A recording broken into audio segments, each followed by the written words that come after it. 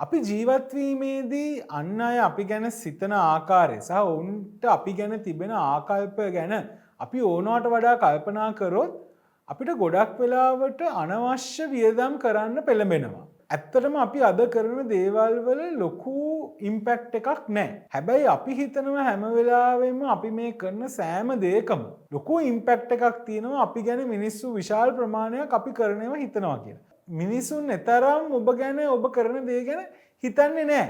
අපි මේ spotlight effect එක හන්ද ගොඩක් වෙලාවට විවිධ කරුණු විවිධ දේවල් සඳහා මුදල් වියදම් කරන්න පෙළඹෙනවා. හැබැයි අපිට යම්කිසි ආකාරයෙන් ආකල්පමය වෙනසක් ඇති කරගන්න පුළුවන් නම් අනිත් අය අපි ගැන සිතන ආකාරය ගැන තරම් ලොකු සැලකිල්ලක් දක්වන්නේ නැතුව ජීවත් වෙන්න අපිට මේ අවශ්‍ය ආකල්පමය වෙනස පහසුවෙන් කරගන්න පුළුවන්.